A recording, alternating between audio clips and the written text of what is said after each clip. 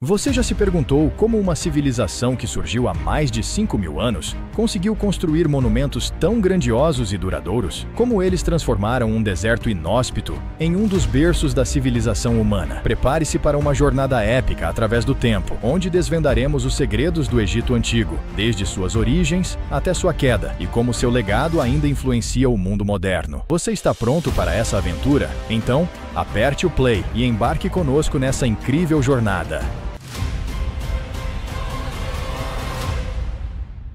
Tudo começa na Mesopotâmia, que é reconhecida como o berço das primeiras grandes civilizações, como a dos Sumérios, que estabeleceram reinos bem estruturados já no início da Idade do Bronze. No entanto, os seres humanos não se restringiram a viver apenas nessa região. Desde que surgiram na África e se espalharam pelo mundo, a maioria vivia como nômades ou em pequenas aldeias. Algumas tribos migraram para o norte da África há cerca de 5.500 anos antes de Cristo, onde formaram aldeias e se espalharam ao longo do Vale do Nilo, especificamente nas regiões que hoje chamamos de Alto Egito e Baixo Egito. A principal razão para escolherem essa área foi, sem dúvida, a presença do famoso Rio Nilo, que, além de ser o rio mais extenso do mundo, foi fundamental para o desenvolvimento da cultura egípcia. Os antigos egípcios chamavam o Nilo de Iteru, que significa Grande Rio, e o consideravam um presente dos deuses para todas as criaturas vivas. Todos os anos, o Nilo tinha períodos de cheia que irrigavam o solo ao redor, deixando sedimentos que tornavam a terra escura e fértil, possibilitando a agricultura e a criação de animais. Um dos nomes que os egípcios usavam para se referir às suas terras era Kemet, que pode ser traduzido como Terra Negra, evidenciando a importância da fertilidade do solo. A região mais proeminente foi o que hoje chamamos de Delta do Nilo, onde o rio se divide em vários canais e deságua no mar Mediterrâneo. Foi nessa área que se concentraram o maior número de assentamentos humanos. Assim como ocorreu com os povos da Mesopotâmia, o domínio da agricultura foi o principal estímulo para impulsionar o comércio e o desenvolvimento cultural dos primeiros egípcios. Com o tempo, os povoados se tornaram cidades independentes e logo surgiram os primeiros governantes que se proclamavam reis soberanos de seus territórios. Por volta de 3.000 a.C., um rei do Alto Egito iniciou uma campanha militar contra outras cidades. A identidade desse rei é um ponto de divergência entre historiadores. Registros arqueológicos apontam para a existência de um rei semilendário, que, segundo as crenças da época, seria descendente do deus Horus. Esse misterioso rei teria sido chamado de Narmer, ou Menes, com fortes indícios de que Menes seria o nome correto. Estudos mais aprofundados indicam que a palavra Menes se referia a um título honorário que significa aquele que preserva. Narmer obteve sucesso na campanha militar e unificou os povos do Baixo e Alto Egito sob seu comando, tornando-se assim o primeiro faraó do Egito. Narmer deu início às primeiras dinastias do Egito, e ao longo dos séculos, 30 dinastias se sucederam. A cidade de Mênfis foi fundada por Narmer e por muito tempo foi a capital do Antigo Egito, devido à sua localização geográfica que oferecia um ponto de controle estratégico sobre o território egípcio. A cidade possui um porto às margens do Nilo, onde foram construídas fábricas e oficinas que produziam desde jarros de cerâmica até roupas e ferramentas, que eram transportadas para as cidades vizinhas através de barcas que percorriam o rio. Desde o início de sua história, os egípcios já enfrentavam conflitos com povos vizinhos, como algumas tribos núbias e líbias, que não aceitavam o controle que os egípcios exerciam sobre a maior parte dos territórios férteis. Essas tribos constantemente se rebelavam contra os egípcios e atacavam aldeias e cidades menores, provocando combates violentos e dificultando a distribuição de mercadorias pela região. É possível que o faraó Narmer tenha se casado com Neith-Hotep, uma princesa do norte da África. O casamento teria objetivos políticos para apaziguar a disputa no território egípcio. Neith-Hotep foi a primeira rainha do Egito e talvez tenha sido a primeira mulher a governar uma dinastia, após a morte de Narmer. E isso faria dela a primeira mulher da história a governar uma dinastia. O nome de Neith-Hotep foi encontrado em vários locais, como paredes de tumbas e objetos sagrados, evidenciando sua importância como cofundadora da primeira dinastia. Durante a grandiosa história dos antigos egípcios, os faraós exerceram um papel mais importante do que o de figuras tradicionais de reis e imperadores, pois eram vistos como seres sagrados, verdadeiros deuses na terra. De acordo com as crenças da época, os faraós tinham uma herança de sangue divino, sendo descendentes diretos de Horus. Por essa razão, apenas aqueles que compartilhavam da mesma linhagem possuíam direito ao trono, o que explica por que algumas mulheres assumiram o comando ao longo da história egípcia. Em contraste com outros povos contemporâneos da época, onde apenas os homens tinham direito de governar, os egípcios tinham preferência por uma mulher que tivesse sangue divino a um homem que não tivesse. Os faraós não ocupavam apenas o cargo de mais alto governante, mas também eram o comandante supremo do exército, os primeiros magistrados e os sacerdotes de mais alto nível, já que eram figuras mais próximas dos deuses entre os humanos. O herdeiro do trono real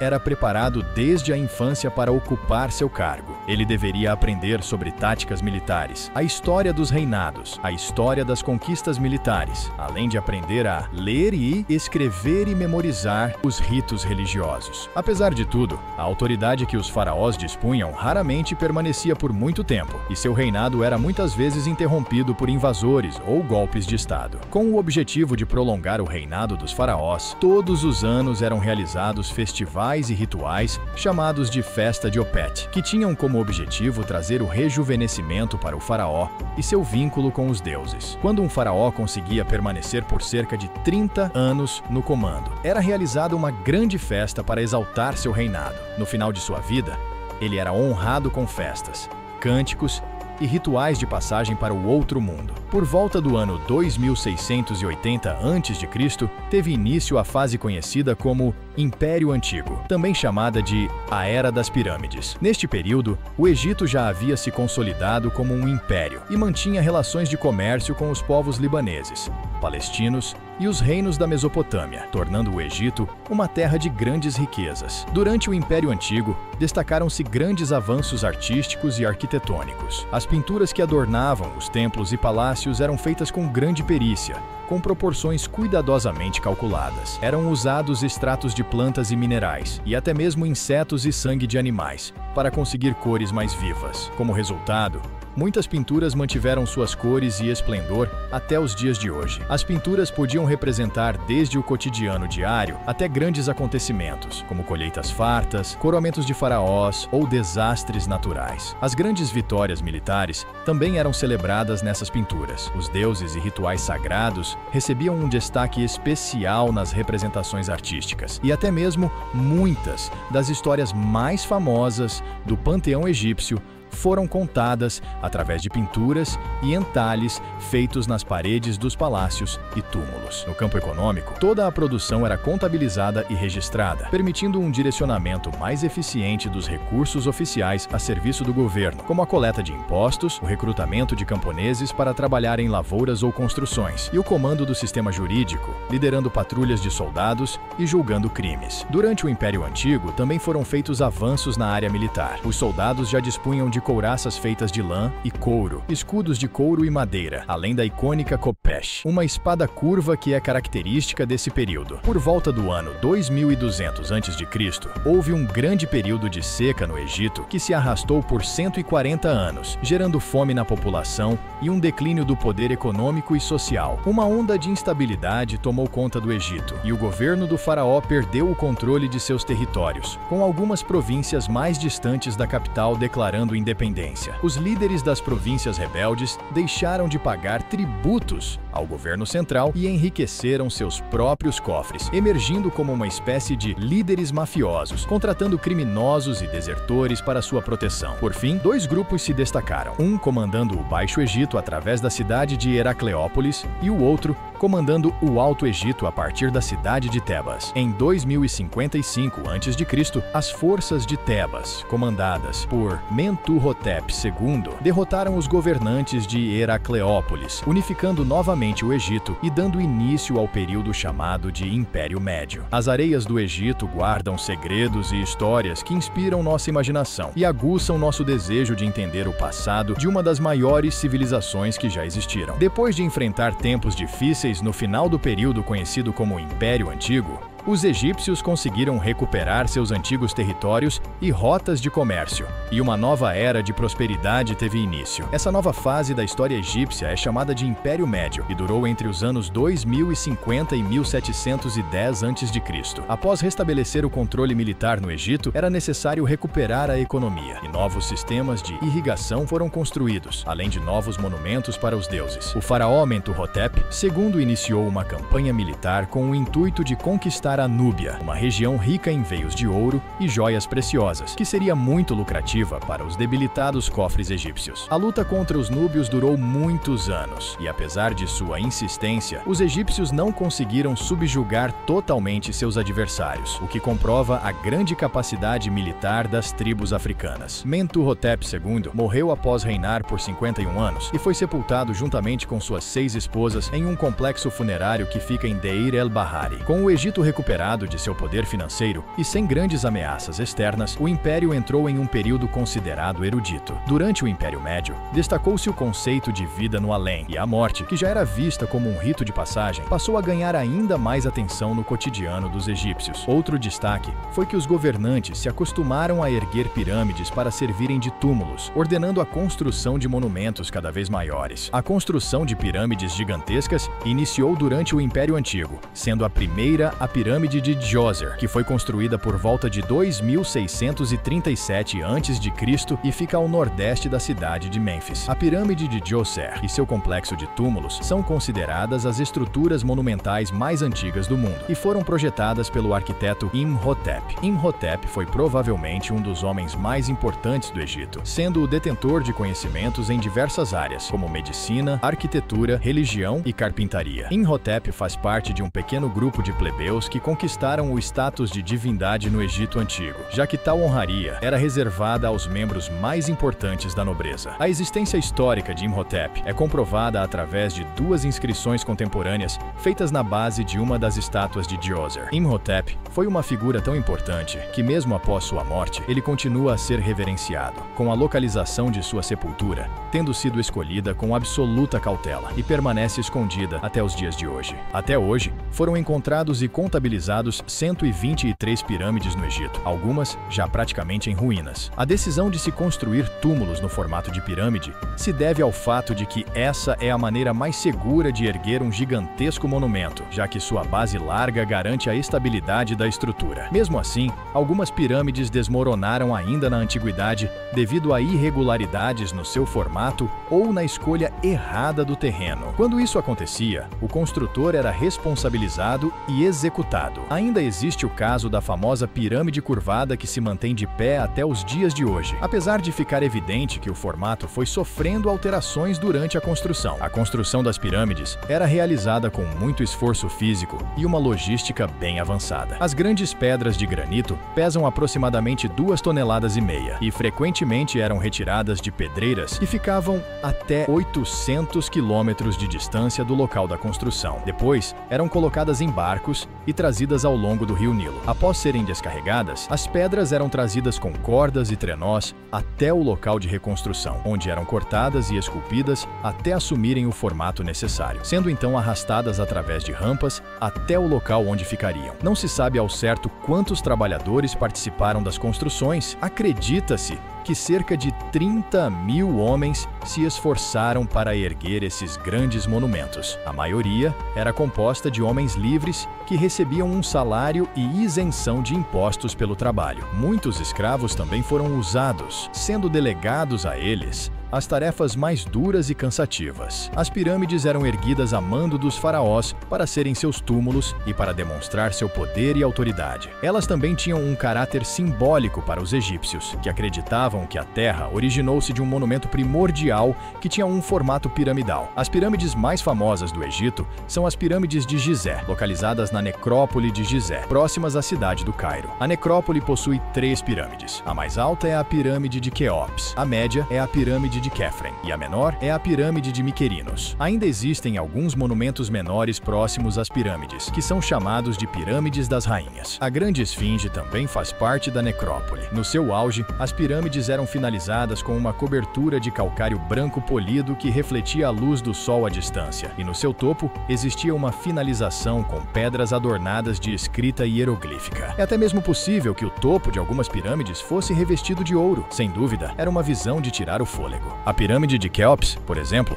tinha uma impressionante altura de 146 metros, mas hoje possui 138 metros, sendo a mais antiga das 7 maravilhas do mundo antigo e a única que ainda existe. Quase todas as pirâmides foram saqueadas, tanto por dentro quanto por fora, e as pedras de calcário eram frequentemente retiradas para serem utilizadas em outras construções ao longo dos séculos. A razão por trás do tamanho e da dedicação em construir monumentos funerários gigantescos está ligada à religião dos antigos egípcios, que influenciava fortemente a visão que eles tinham sobre a vida e a morte. Os egípcios acreditavam que os faraós, considerados divinos, tinham o direito de retornar à vida após a morte. Para isso, era crucial preservar seus corpos e pertences para que eles pudessem usá-los na vida após a morte. A prática da mumificação tinha como objetivo preservar o corpo do faraó para o qual ele iria retornar. Além disso, eram levados para o túmulo os pertences pessoais do faraó, como objetos preciosos, roupas e joias. Durante o Império Antigo, também eram sacrificados seus criados pessoais, animais e sacerdotes. Em muitos casos, suas esposas e concubinas também eram sepultadas junto com o faraó. Essa prática, contudo, perdeu força durante o Império Médio. Os sarcófagos também tinham uma importância vital para a reencarnação do faraó. O rosto do faraó era entalhado no sarcófago com a maior precisão possível para que, quando o espírito retornasse ao corpo, ele pudesse reconhecer sua aparência em vida. Nos dias atuais, as práticas muçulmanas são consideradas a religião oficial do Egito, com a maioria da população seguindo os preceitos do Islã sunita. Ainda assim, existem grupos neopagãos que seguem as religiões dos deuses antigos. Essa prática é chamada de quemetismo. O último faraó que governou o Egito durante o Império Médio foi Amenemés III. Durante seu reinado, ele permitiu que as tribos de origem semítica, conhecidas como Hyksos, se estabelecessem no delta do rio Nilo. Esses povos buscavam refúgio da crescente ameaça do Império Assírio. Em 1650 a.C., cheias descontroladas do rio Nilo destruíram parte das plantações egípcias, afetando a economia e fragilizando novamente o país. Os Hyksos se aproveitaram desse momento de instabilidade e tomaram o controle de algumas cidades construídas no delta do Nilo. Eles estabeleceram sua própria dinastia e elegeram um faraó, seguindo o modelo egípcio de governo. Os governantes egípcios tiveram que recuar para a cidade de Tebas, onde ficariam presos entre os reinos Hyksos do norte e os reinos Cuxitas do sul. Essa fase da história egípcia ficou conhecida como o Segundo Período Intermediário. Apesar de serem invasores, os Hyksos exerceram uma influência positiva sobre a cultura egípcia, trazendo cavalos de boa qualidade, modelos mais avançados de carruagens de guerra e novas técnicas de tecelagem. Durante 30 anos, os egípcios lutaram contra os Hyksos, até que o faraó Ahmose I obteve uma série de vitórias militares, radicando o poder dos Hyksos no Egito. Essa nova retomada do poder para os egípcios deu início ao período chamado de Império Novo. Durante o período conhecido como o Império Novo, ficou evidente para os faraós que suas forças militares não estavam à altura das ameaças estrangeiras. Como solução para isso, os egípcios passaram a contratar tropas de mercenários da Núbia. Como recompensa por seus serviços, eram oferecidas terras para as tropas mercenárias, que traziam suas famílias para viver e trabalhar nas terras do faraó. Prisioneiros também eram utilizados no exército, geralmente colocados nas linhas de frente da batalha. Durante esse período, também foram desenvolvidas as melhores táticas de combate, onde tropas autônomas de até 6.000 homens eram comandadas por oficiais bem treinados. Os soldados membros das famílias mais humildes recebiam salário e tempo de alistamento, mas praticamente não tinham chance de subir na carreira militar, com esses direitos ficando reservados aos filhos das famílias mais nobres. Foi também durante o Império Novo que os egípcios começaram a desenvolver sua força marítima. Os egípcios já possuíam barcos bem elaborados e manobráveis, mas que não eram fortes o bastante para carregar muitos soldados e equipamentos. equipamentos. Isso levou à criação de belíssimas galés de guerra, com design skill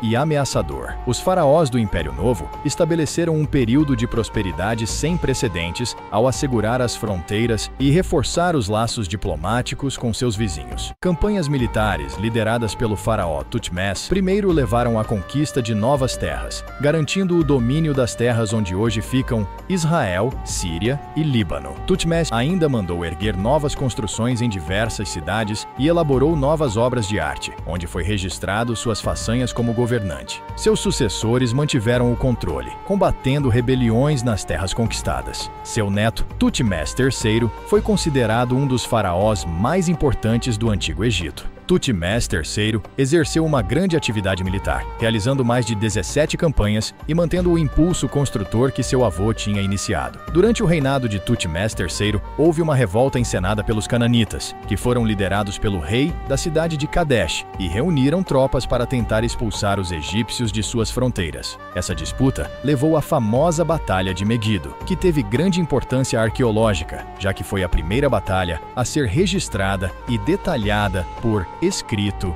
na história. Os egípcios descreveram os detalhes da batalha nas muralhas do templo de Amon-Ra, que fica em Luxor, onde ficava a antiga Tebas. Thutmose III reuniu seu exército e confrontou os rebeldes em uma planície, e sua vitória forçou os cananitas a recuarem para dentro da cidade de Megido. A batalha terminou após a cidade de Megido ser sitiada durante 7 meses, o que levou à rendição da cidade. Foi também durante a Batalha de Megido que foi registrado pela primeira vez o uso do arco composto, uma versão bem mais eficaz do arco que era usado anteriormente. A vitória foi muito lucrativa para os egípcios, que, de acordo com os relatos, capturaram 894 carruagens de guerra, sendo 2 delas cobertas em ouro e 2.000 cavalos. Depois dessa vitória e da subsequente aquisição de territórios, o Egito chegou ao seu auge, com o domínio territorial se estendendo desde o rio Eufrates, na Síria, até a cidade de Napata, dentro do território cuxita. Thutmose III ainda realizou uma campanha militar na região de Tarsis, onde venceu novamente e conquistou para o Egito novas terras e um contingente de soldados que foram capturados. Acredita-se que Thutmose III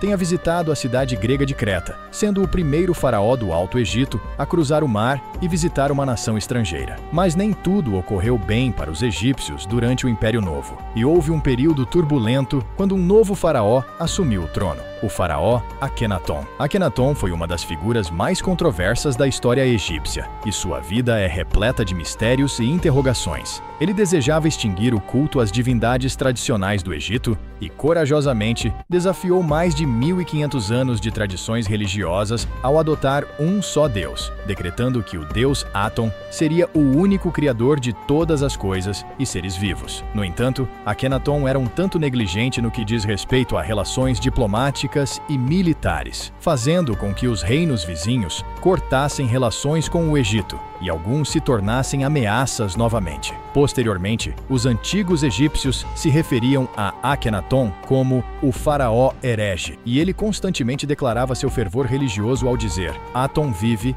não há outro. Seu comportamento naturalmente enfureceu muitos sacerdotes e cidadãos, causando tumulto e violência em alguns lugares do reino. A esposa principal de Akhenaton foi a rainha Nefertiti, que ficou mundialmente conhecida graças ao seu busto encontrado em 1912 por arqueólogos alemães. Especula-se que Nefertiti tenha sido uma mulher muito poderosa, tanto que sua escultura nunca foi totalmente terminada, faltando a pintura de um dos olhos. Acredita-se que a obra não foi totalmente terminada porque os artistas temiam provocar a ira e o ciúme das deidades egípcias. Após a morte de Akhenaton, Nefertiti desaparece dos registros históricos, tornando seu destino incerto. Akhenaton reinou por cerca de 17 anos, e esse tempo foi suficiente para o Egito perder muito de sua influência e domínio. Não se sabe ao certo como foi a morte de Akhenaton, mas existem suspeitas de que ele foi assassinado a mando de sacerdotes e adoradores dos deuses antigos. Akhenaton teve muitos filhos e filhas, mas um deles se destacou especialmente na história egípcia: seu filho, o famoso Tutankhamon. Após a morte de Akhenaton,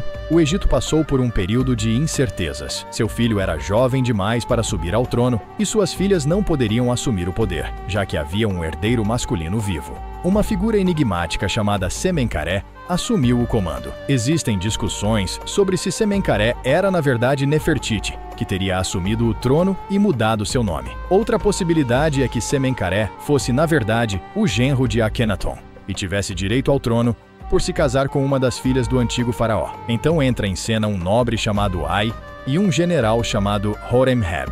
Ambos serviram a Akhenaton e Nefertiti, sendo provável que Ai fosse o pai de Nefertiti. Ai desejava o trono e mandou assassinar os membros da família real que haviam restado, o jovem Tutankhamon e sua irmã. Antes de serem mortos, eles foram resgatados e levados para a cidade de Tebas. Tutankhamon foi coroado faraó com apenas 9 anos de idade e, para fortalecer o direito ao trono de sua dinastia, se casou com sua irmã, que tinha apenas 11 anos. Devido à pouca idade de Tutankhamon, Ai passou a governar o Egito com o cargo de regente do trono, e seu governo era apoiado pelo general Horemheb. Com o passar dos anos, Tutankhamon passou a ter uma voz mais ativa e a exercer mais autoridade, ordenando a construção de templos para os deuses antigos do Egito e restaurando o culto às diferentes divindades. Foi então que, em 1324 a.C., Tutankhamon faleceu com apenas 19 anos de idade. O motivo de sua morte é fruto de muita especulação, que vão desde doenças a envenenamento e assassinato, o que não era de se estranhar, já que ele representava uma ameaça para os planos de dominação de Ai. Outro ocorrido que reforça a hipótese de assassinato é que logo após a morte de Tutankhamon, sua esposa Ankhesenamon mandou cartas para o rei dos Hititas, pedindo para que ele enviasse um de seus filhos para se casar com ela e ser coroado faraó do Egito. Os hititas e egípcios sempre foram inimigos, o que mostra que o pedido de Ankhesenamon foi motivado por medo e urgência. Com relutância, o rei hitita enviou um de seus filhos para se encontrar com Ankhesenamon, mas no caminho, esse príncipe nunca chegou a entrar no Egito, tendo provavelmente sido assassinado por espiões. Por fim, Ankhesenamon teve que se casar com Ai, muito provavelmente contra sua vontade. Poucos meses depois de ter se casado com Ai, a pobre Ankhesenamon morreu abruptamente, não sendo difícil deduzir que também tenha sido por ordem do cruel Ai. Apesar de não ter realizado grandes feitos, Tutankhamon teve uma grande importância para a história do Egito. Sua tumba, apesar de ser pequena comparada com a de outros faraós, estava quase intacta quando foi encontrada. O túmulo de Tutankhamon foi encontrado no Vale dos Reis em 1922 pelo arqueólogo britânico Howard Carter. O fato de que o túmulo não tenha sido violado por ladrões deu origem à famosa lenda da maldição de Tutankhamon, que dizia que se alguém violasse o túmulo do faraó,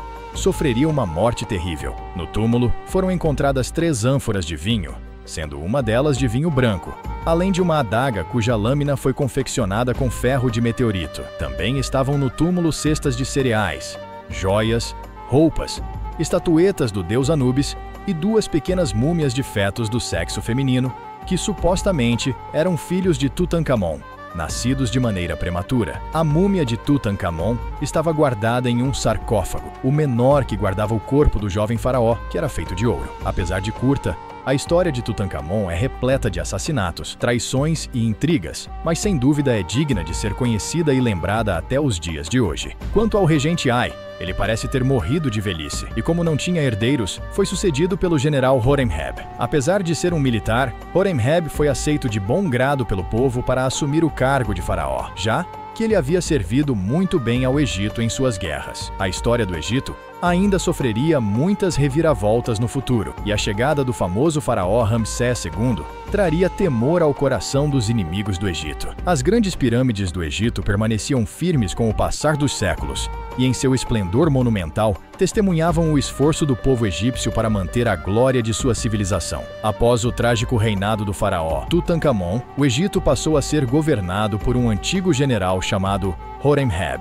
Durante o reinado de Horemheb, ele restabeleceu a ordem no Egito, criando leis mais rígidas que incluíam como punição para crimes cortar o nariz do malfeitor e exilá-lo no deserto. Horemheb continuou a lutar para restabelecer o culto aos deuses antigos e tentou até mesmo apagar os registros do reinado de Akhenaton, se referindo ao antigo faraó como um demônio que veio para destruir as crenças nos verdadeiros deuses. Horemheb não tinha herdeiros e, por isso, nomeou como sucessor ao trono seu amigo próximo e também general do exército egípcio, Ramsés. Ramsés assumiu o trono com cerca de 50 anos de idade e reinou por apenas 2 anos, sendo substituído por seu filho, Sete I. Sete I guerreou contra os hititas e conquistou a cidade de Kadesh. Com isso, os hititas entraram em um acordo de paz com os egípcios que durou cerca de 15 anos. Sete recuperou outros territórios que pertenciam ao Egito antes do reinado de Akhenaton, mas seu reinado também seria breve,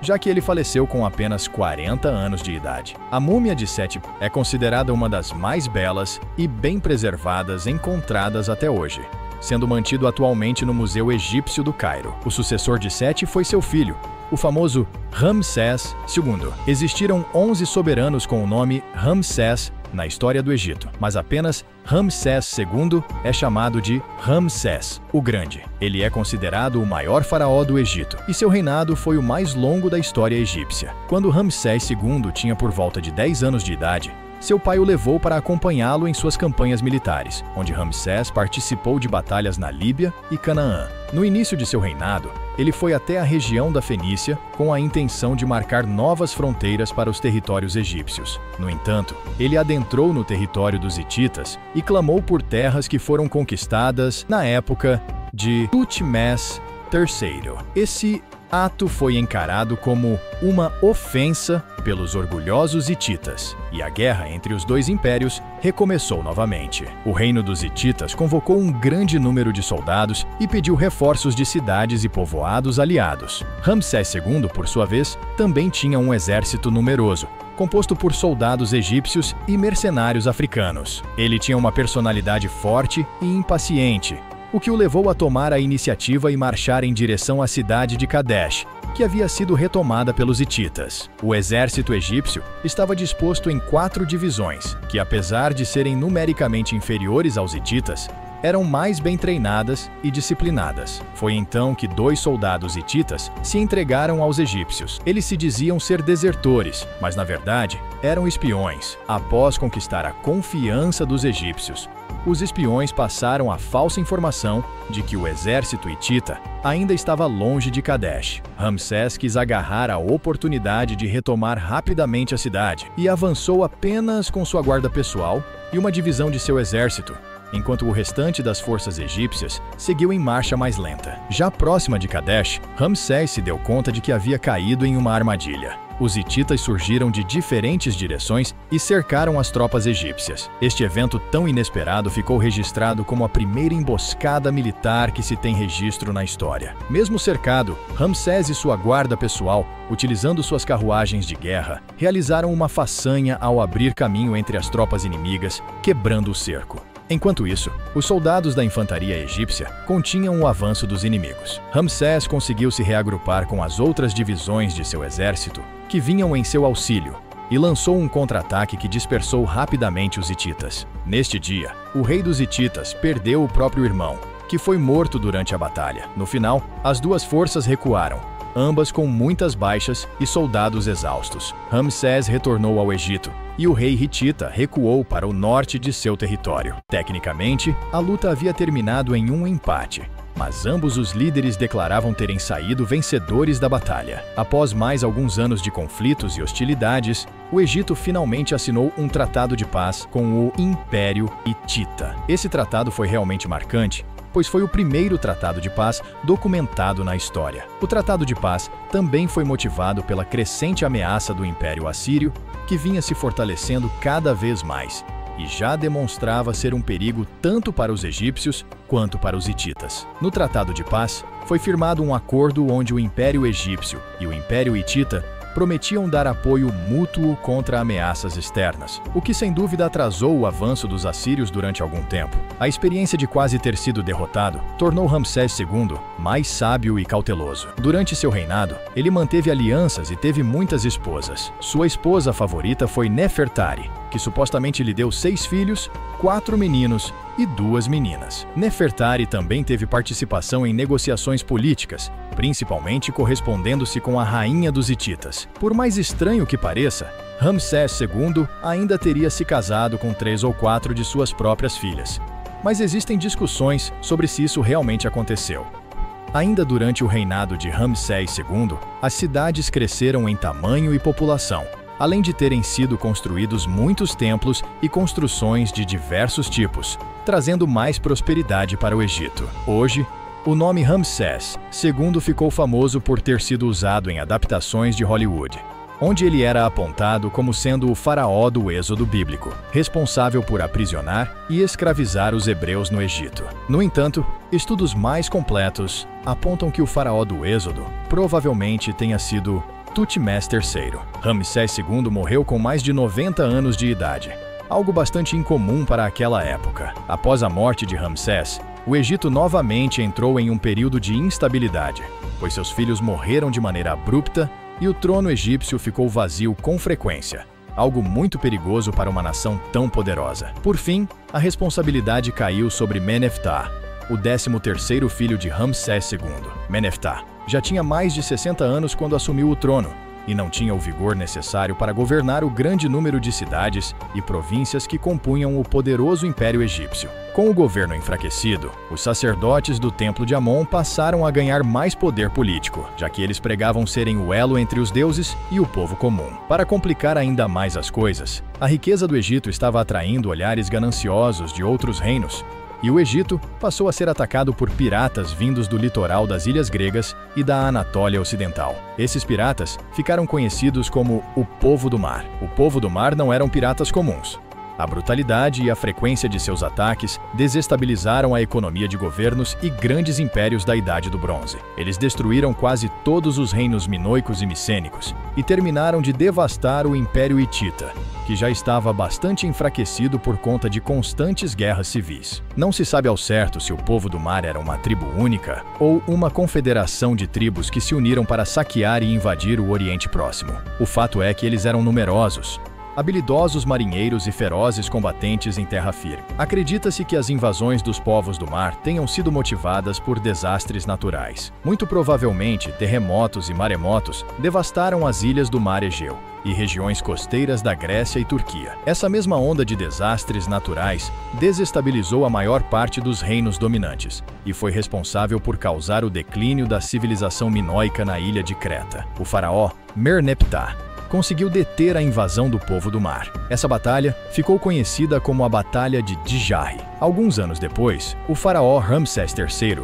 conseguiu efetivamente expulsar os povos do Mar do Egito. Os povos do mar seguiram devastando e dominando territórios na Palestina. Tamanho foi o impacto dessas invasões, que é atribuído aos povos do mar serem a razão do colapso da Idade do Bronze. Por fim, Ramsés III seguiu a tradição egípcia de transformar inimigos em aliados e, assim como foi feito com os núbios e líbios, o Egito passou a contratar mercenários que faziam parte do Povo do Mar. Ramsés III foi um faraó forte, mas ainda assim seu reinado foi turbulento em diversos aspectos. Ele acabou sendo assassinado aos 65 anos de idade em um golpe de Estado promovido por uma de suas esposas, que pretendia ter o filho dela como próximo herdeiro do trono. O Egito estava financeiramente exausto. Seus cofres foram drenados pela guerra contra os invasores piratas. A situação estava tão ruim que os alimentos estavam sendo racionados para a população. E foi durante esse período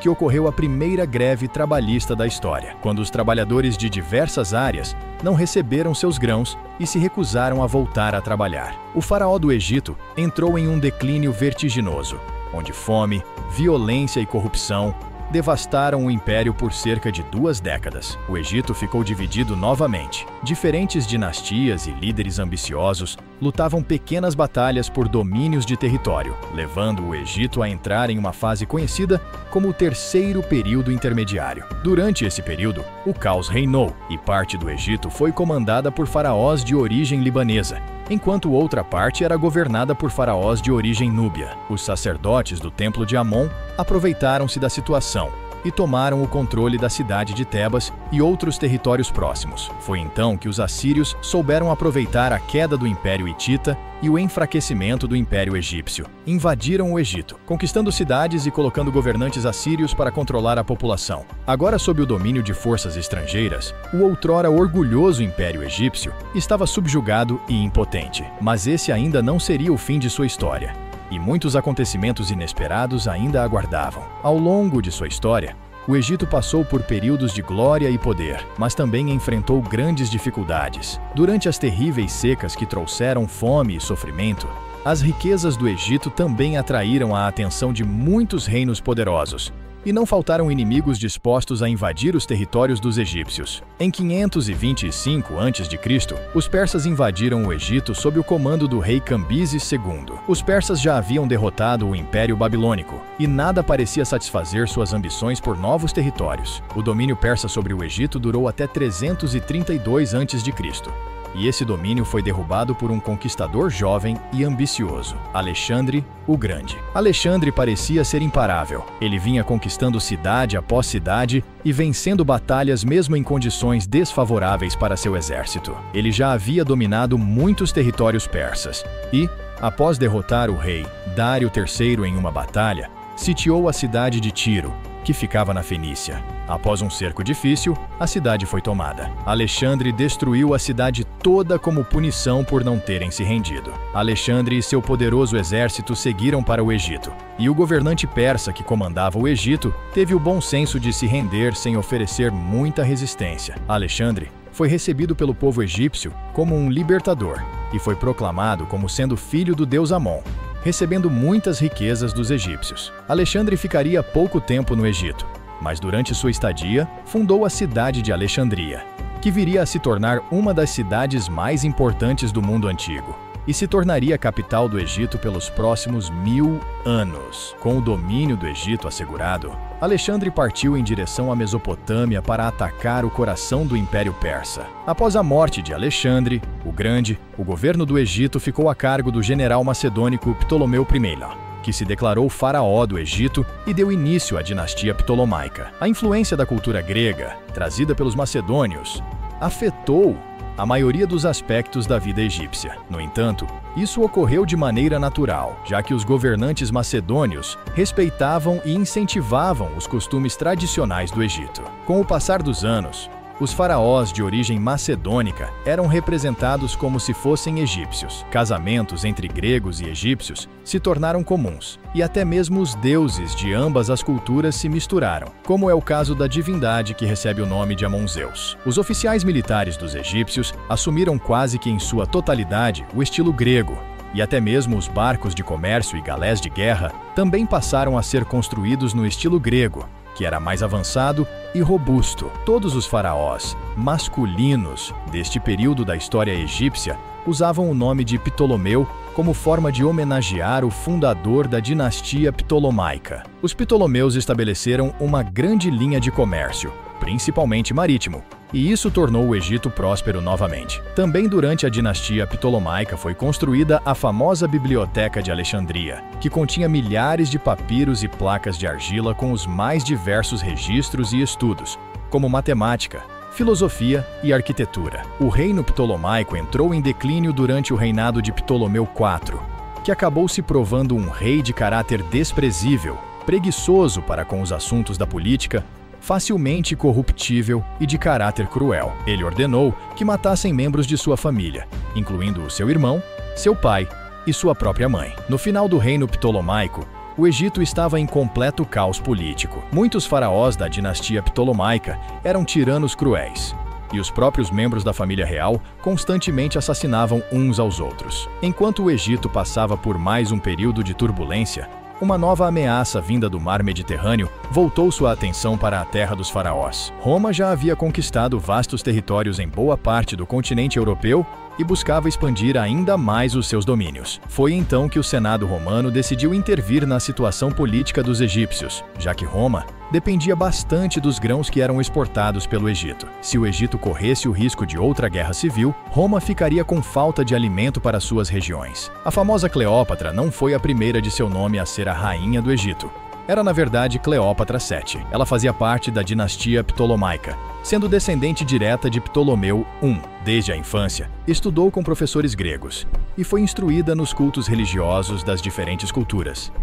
Dizia-se que Cleópatra sabia falar 8 línguas diferentes. Cleópatra se tornou rainha aos 18 anos de idade e, apesar de dividir o poder com Ptolomeu XIII, que era seu irmão mais novo, ela parece ter arcado sozinha com os problemas do reino. Logo no início de seu reinado, o Egito atravessava um extenso período de seca, e a fome havia se instalado. Com o passar do tempo, o irmão mais novo de Cleópatra passou a se voltar cada vez mais contra sua irmã. Ele era apoiado por seus tutores de infância e outros nobres que preferiam um governante masculino. Cleópatra teve que se casar com Ptolomeu XIII, mas o casamento teria sido meramente simbólico, já que ambos nunca se deram bem e também nunca consumaram o matrimônio. Ptolomeu XIII, por fim, destituiu Cleópatra de seu cargo e passou a reinar sozinho. Isso causou uma grande agitação na população, e é claro que Roma estava de olho em tudo isso. Em 48 a.C., Júlio César chegou ao Egito com suas tropas, ficando hospedado no Palácio de Alexandria. Cleópatra, já conhecendo a fama do general romano, não perdeu tempo e buscou se aliar a ele. Cleópatra obteve sucesso em suas negociações com Júlio César, e ambos se tornaram aliados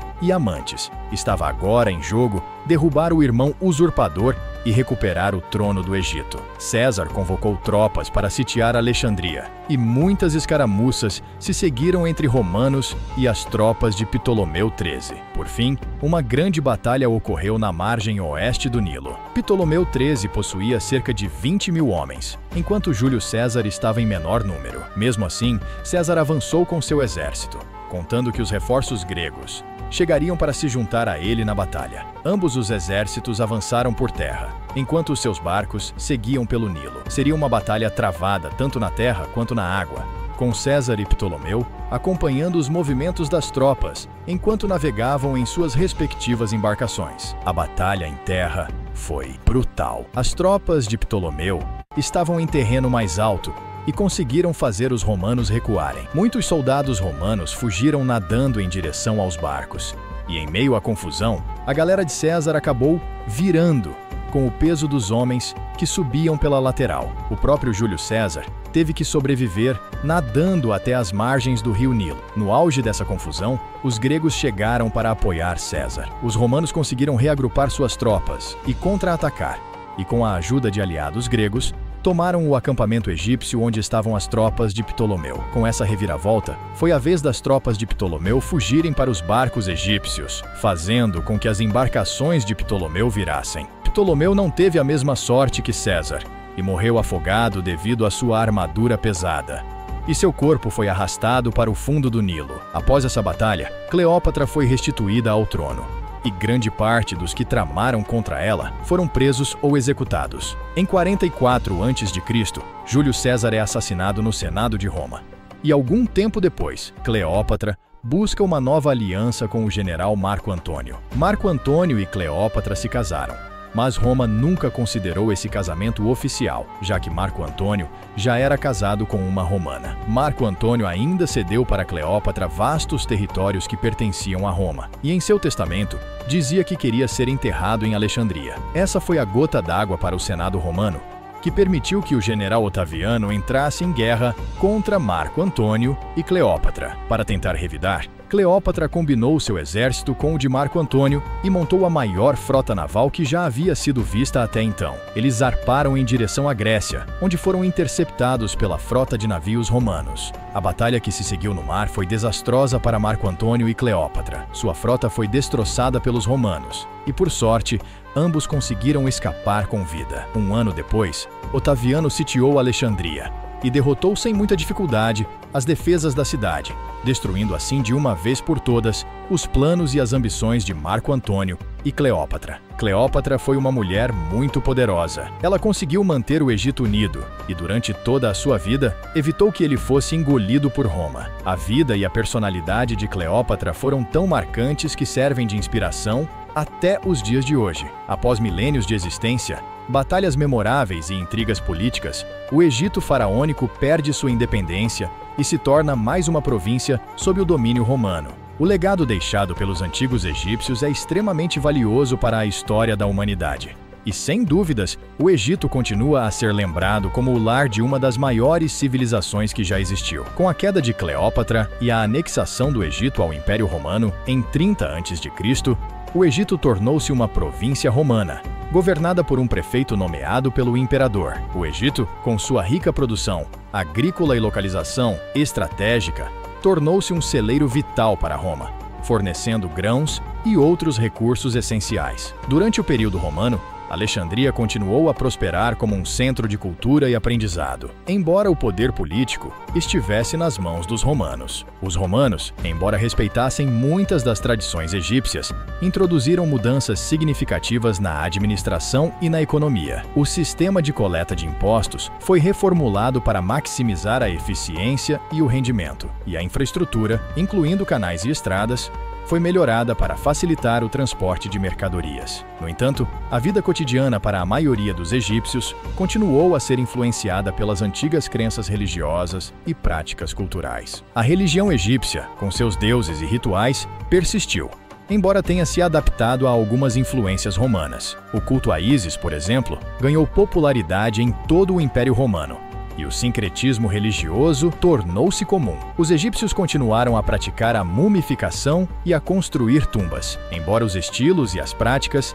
tenham evoluído ao longo do tempo. Durante o período romano, o Egito também testemunhou o crescimento do cristianismo. Alexandria, com sua famosa biblioteca e uma comunidade judaica significativa, tornou-se um importante centro de pensamento cristão. A cidade foi o berço de várias escolas de teologia cristã e foi fundamental na formação do cristianismo primitivo. No entanto, a ascensão do cristianismo também trouxe conflitos religiosos, especialmente após o Édito de Milão em 313 d.C., que legalizou o cristianismo e levou a tensões com as religiões tradicionais. O domínio romano sobre o Egito durou até o século IV d.C., quando o Império Romano foi dividido em duas partes, o Império Romano do Ocidente e o Império Romano do Oriente, também conhecido como Império Bizantino. O Egito tornou-se parte do Império Bizantino e a influência grega e cristã se intensificou. Alexandria continuou a ser um centro de aprendizado e cultura,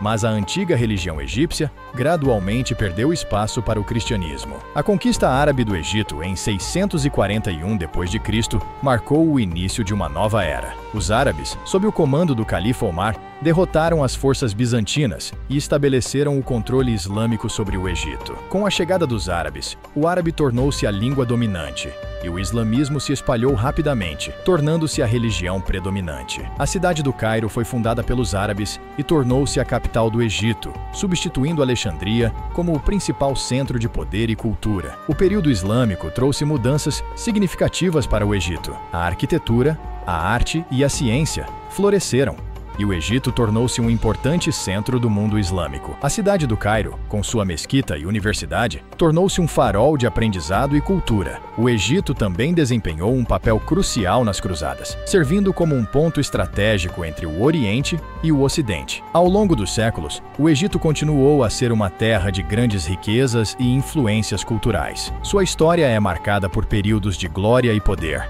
bem como por tempos de dificuldades e desafios. A civilização egípcia antiga, com suas pirâmides, faraós e mistérios, deixou um legado duradouro que continua a fascinar e inspirar pessoas em todo o mundo. A partir do século XIX, o Egito passou por uma série de transformações significativas. A ocupação napoleônica no final do século XVIII e a subsequente dominação britânica no século XIX levaram a mudanças políticas e econômicas profundas. A construção do Canal de Suez, concluída em 1869, transformou o Egito em um importante ponto de conexão entre a Europa e a Ásia, reforçando sua importância estratégica. A luta pela independência do Egito culminou na Revolução Egípcia de 1952, que levou à queda da monarquia e à proclamação da República Árabe do Egito. O país passou por várias fases de modernização e desenvolvimento, enfrentando desafios econômicos e políticos ao longo do caminho. O Egito continua a ser uma nação importante no cenário global, com uma rica herança cultural e histórica